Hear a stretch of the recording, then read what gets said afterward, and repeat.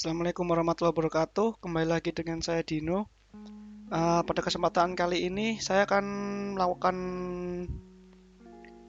penjelasan coding untuk klasifikasi migrain, penyakit migrain menggunakan data for migraine classification yang saya dapatkan di Kaggle dengan menggunakan algoritma KNN dengan Python. Langsung saja kita mulai. Untuk datasetnya saya mendapatkan dari Kaggle dengan nama data for migraine classification dari user Emir Yarkin Yaman. Datanya berupa ini, berupa CSV ya. Langsung saja kita mulai untuk proses penjelasannya. Di sini saya menggunakan Jupyter Lab. Yang pertama adalah mengumumkan data. Jadi dataset dengan nama data for migraine classification saya dapatkan dari Kaggle. Berikut linknya. Pada dataset terdapat 400 sampel atau 400 record data dengan 24 atribut atau 24 fitur. Kemudian tidak terdapat nilai yang hilang, tidak ada missing value. Kemudian kelas label ada pada atribut terakhir. Kemudian kelas label adalah nominal. Kurang lebih seperti itu untuk langkah pertama untuk mengumumkan data. Kemudian untuk menelaah data, langkah-langkah yang saya lakukan adalah yang pertama load library yang diperlukan, kemudian load dataset, kemudian memberi nama header atribut atau fitur jika belum ada, kemudian menganalisa tipe dan relasi data, melihat tipe dataset, ukuran dataset, distribusi kelas, dan deskripsi dataset. Kemudian memberikan laporan atau kesimpulan dari kegiatan yang dilakukan saat menelaah data. Kita langsung untuk langkah pertama. Di sini saya load library yang diperlukan. Di sini saya load pandas ya untuk pemrosesan datanya. Kemudian NumPy untuk pemrosesan numeriknya. Kemudian ada sklearn model selection, import trend test split. Ini nanti untuk membagi datanya menjadi data trend dan data test. Kemudian masih dari sklearn, matrix ini ada 4 ini, ada accuracy score, precision score, recall score, dan confusion metric. Ini nanti untuk melihat evaluasi datanya dari data trend dan data testnya. Kemudian dari sklearn Neighbors di sini untuk algoritma KNN-nya K-Neighbor classifier. Kemudian saya mengimport matplot untuk pyplot ya untuk menampilkan datanya nanti menjadi diagram. Kemudian di sini Seaborn hampir sama dengan pyplot ya untuk menampilkan data berupa grafik. Kemudian ini missing number untuk mengecek missing value. Sebenarnya tidak perlu karena sudah saya cek tidak ada fitur yang kosong. Kemudian dari sklearn preprocessing ini saya mengimport standard scalar untuk melakukan normalisasi data menggunakan standard scalar. Kemudian untuk decomposition mengimport PCA nanti juga untuk melakukan pemrosesan PCA pada data. Jadi data yang akan dilakukan pengetesan hari ini adalah ada 4 ya. Jadi data asli, data original yang saya dapatkan tadi, kemudian data yang dinormalisasi, kemudian data yang diberi PCA, kemudian data yang dinormalisasi dan diberi PCA. Ada 4 data yang nantinya akan dilakukan pengetesan. Lanjut ke step berikutnya, load dataset. Di sini menggunakan pandas, fungsi read CSV, data.csv, nama filenya data, kemudian head ini untuk menampilkan data menjadi 5 baris awal ya. Datanya kurang lebih seperti ini. Ini tab, ini kelas label yang tadi saya katakan ada di kolom terakhir. Jadi total ada 24 kolom atau 24 atribut. atau 24 fitur. Kemudian melihat tipe dataset, type df variable. Di sini tipenya data frame ya. Kemudian melihat ukuran dataset, df.shape. Nah, ini ada seperti yang saya katakan awal tadi, 400 record data, 400 sampel dengan 24 atribut. Kemudian melihat informasi tipe data untuk semua kolomnya atau semua fiturnya. Nah, ini semuanya integer kecuali untuk kelas atau labelnya ya, bersifat bertipe objek.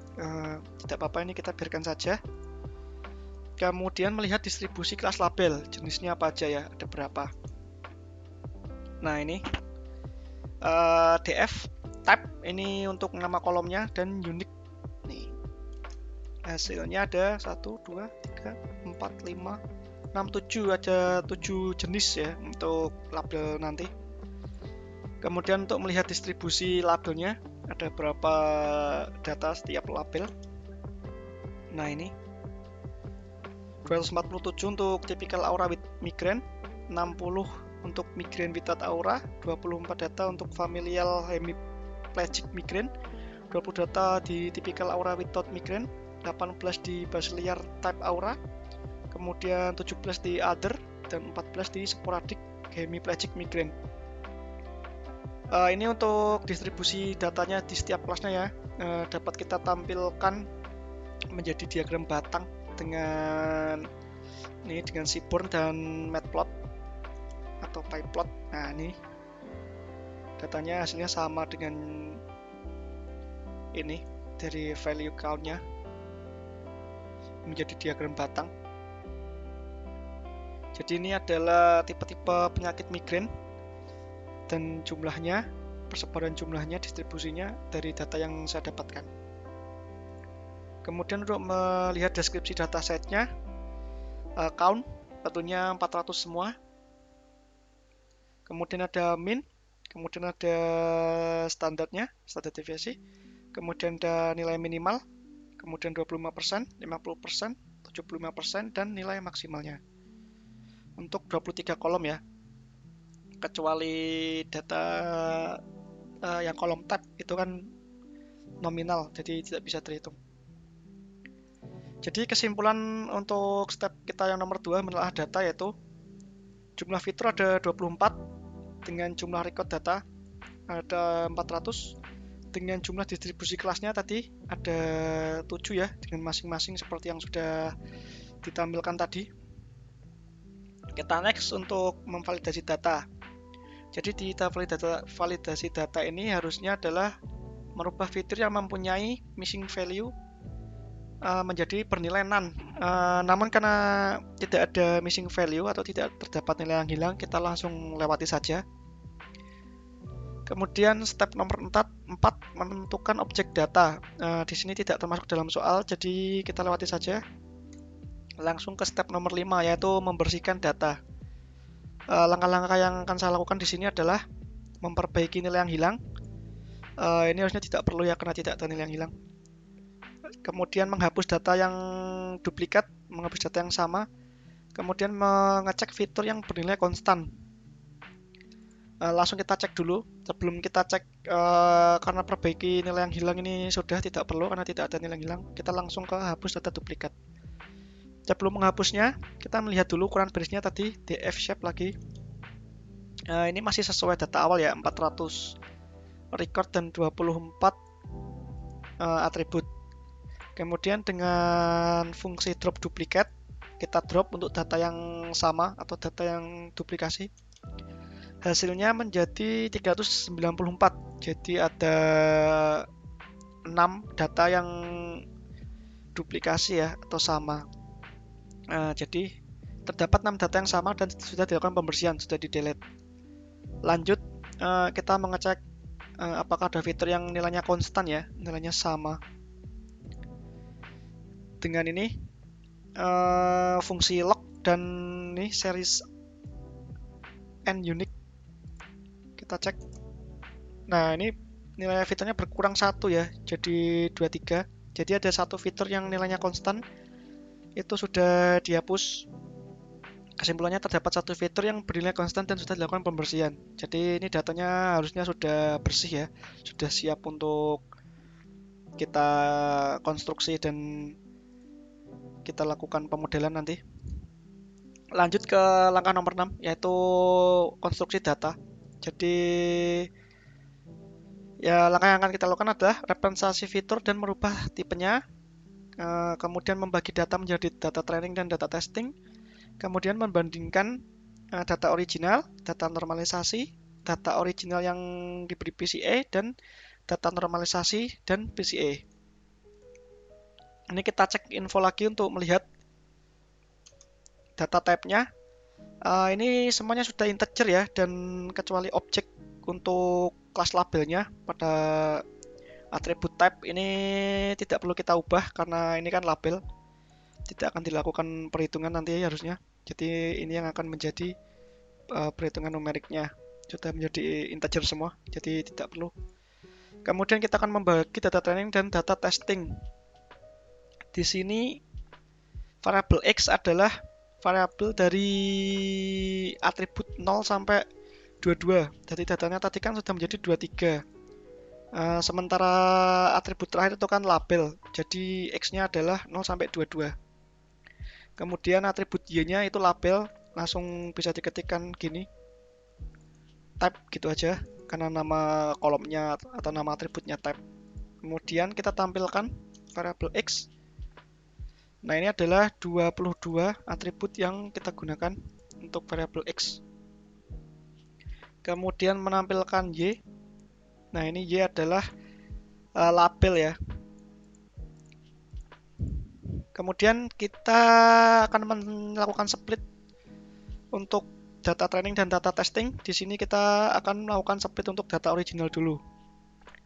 Jadi di sini saya menggunakan parameter splitnya itu 0,3 atau 30%. Jadi kurang lebih datanya ada 393 tadi ya. Sorry, 394 394 dikali 0,3. Nah, ini jadi nanti 118,2 itu nanti akan dijadikan data testing. Kemudian nilai pengambilannya adalah random dengan random state-nya 2022. Kita run. Nah, ini hasilnya untuk ke 118,2 tadi ya, sekian, harusnya mungkin diambil 118 aja pada 22 atribut yang diambil menjadi data ini data trend yang ditampilkan ya. Jadi sisanya dari 394 dikurangi 118, kurang lebih 276 yang akan dijadikan data testing, data training, maaf. Kemudian 118 yang akan dijadikan data testing. Kita lanjut untuk data normalisasi untuk melakukan split. Sebelumnya karena kita perlu normalisasi dahulu, kita menggunakan standard scalar ya dengan fungsi fit transform dengan parameter X yaitu variabel data asli. Kita normalisasi data, kemudian kita running. Nah, ini hasilnya kurang lebih. Kemudian kita lakukan split yang sama dengan memberi nama variabel yang berbeda ya, supaya kita nanti bisa membuat modelnya masing-masing dengan persentase data testing yang sama 0,3 dan random state yang sama. Kita lanjut dengan data original PCA, masih sama, langkah-langkahnya seperti sebelumnya.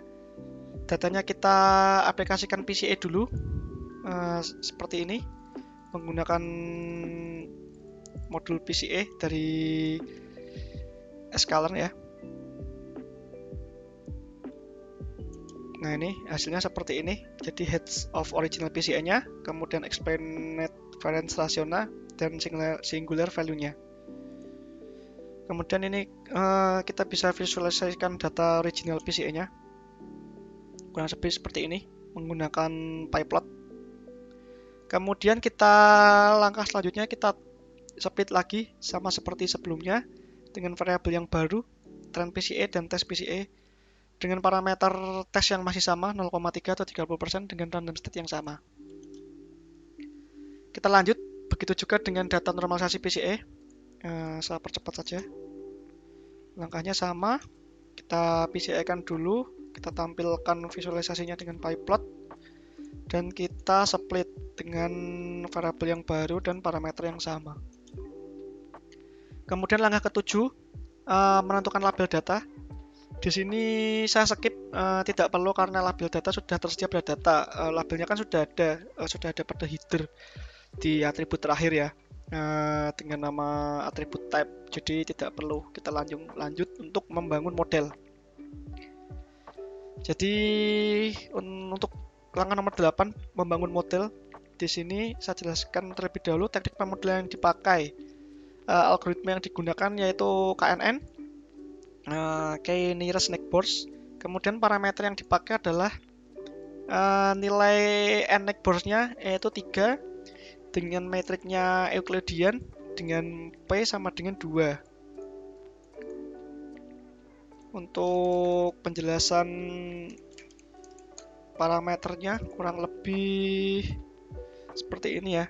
Jadi n-neighbors-nya jika tidak di set parameternya maka defaultnya akan 5. Kemudian metriknya ini defaultnya Minkowski, saya ubah menjadi Euclidean distance.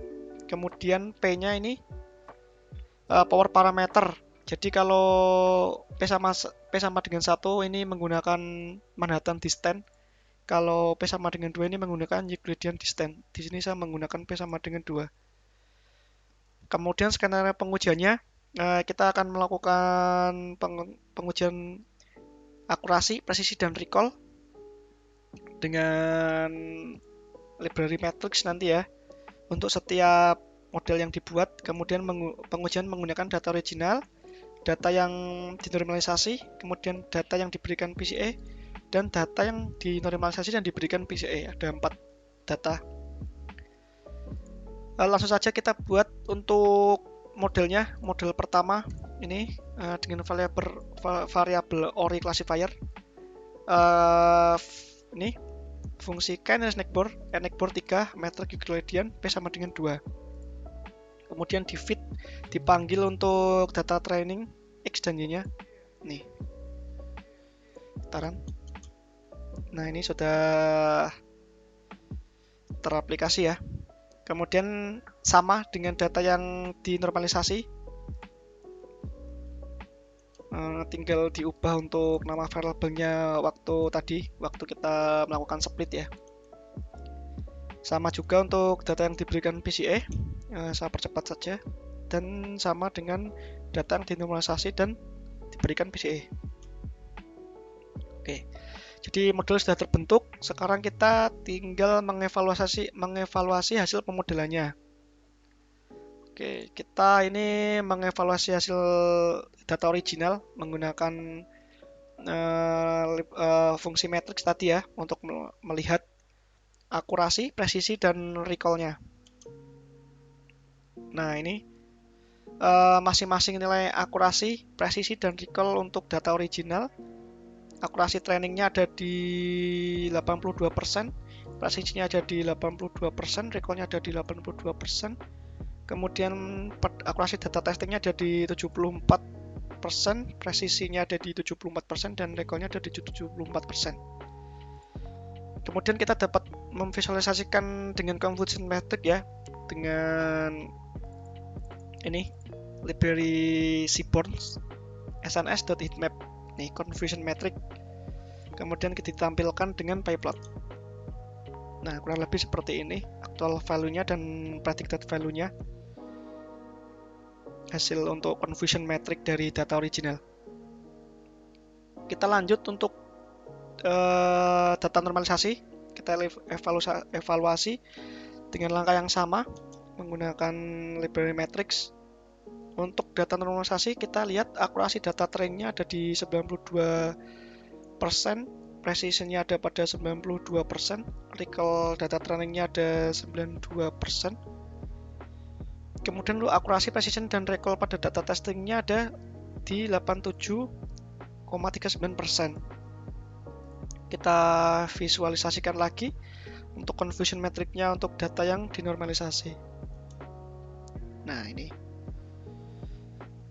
hasilnya untuk confusion metricnya dari data yang sudah dinormalisasi. Kemudian langkah yang sama kita lakukan untuk data yang diberikan PCA ya. Langsung saya run saja. Akurasi data trainingnya, akurasi, presisi dan recall data trainingnya ada di 81,8%. Kemudian untuk data testingnya, akurasi, precision dan recallnya ada di 72,2%. Kita tampilkan confusion metricnya untuk data yang diberi PCA. Kurang lebih seperti ini hasilnya. Lanjut untuk evaluasi yang sama untuk data yang sudah dinormalisasi dan diberikan PCA. Akurasi, presisi dan recallnya pada data training yaitu 92,3. Kemudian akurasi, presisi dan recallnya pada data testing yaitu 87,39. Kemudian kita visualisasikan confusion metricnya untuk data yang sudah dinormalisasi dan diberikan PCA. Lebih hasilnya seperti ini.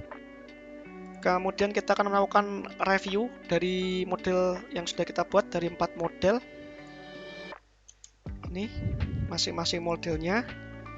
Kemudian kita tampilkan dalam tabel. Nah, ini. Jadi dari model data original kita dapatkan training akurasinya sebesar 82,18% dengan itu tadi data trainingnya. Kemudian dengan data akurasi tesnya itu 74,78%. Untuk data normalisasi kita dapatkan data training akurasinya 92,72% dengan data tes akurasinya di 87,39%. Untuk data PCA, data yang diberikan PCA, data training akurasinya ada di 81,81% dengan data tes akurasinya ada di 72,26%. Kemudian data yang dinormalisasi dan diberikan PCA ada di data training akurasinya ada di 92,36% dengan data tes akurasinya ada di 87,39%,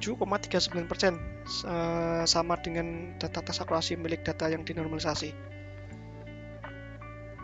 Kemudian ini adalah perbandingan model untuk akurasi, recall, dan presisinya. Kurang lebih seperti ini. Jadi ini kan sama semua ya, akurasi, recall, presisinya. Jadi data original itu 74,78%, data yang dinormalisasi ada di 87,39%. Kemudian data yang diberikan PCA ada di 72,26%. Kemudian data yang dinormalisasi dan diberikan PCA ada di 87,39%. Sama dengan akurasi, recall, dan precision dari data yang dinormalisasi. Kemudian kita akan melakukan visualisasi dengan diagram batang dari 4 model yang tadi kita lakukan pemodelan menggunakan Seaborn ya dan PyPlot. Hasilnya kurang lebih seperti ini. Tabel atas ini adalah diagram di atas ini adalah data training, akurasi data trainingnya, dan yang di bawah ini adalah akurasi data testing. Di sini bisa kita lihat yang paling bagus adalah di data yang dinormalisasi. Ini sedikit ya, yaitu data yang dinormalisasi itu data trainingnya 92,72%. Yang paling tinggi. Kemudian yang kedua itu ada di data normalisasi. Kemudian yang ketiga data original, dan yang terakhir adalah data original yang diberi PCA. Untuk akurasi tesnya, model yang paling bagus adalah data yang dinormalisasi, sama dengan data training ya.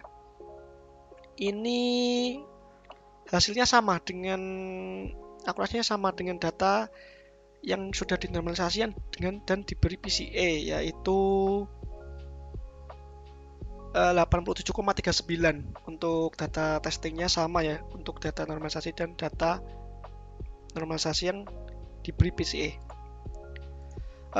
Jadi kesimpulannya dari hasil yang sudah dilakukan, percobaan yang sudah dilakukan, model terbaik dari dataset data for migrant classification, data yang saya dapatkan dari Kaggle adalah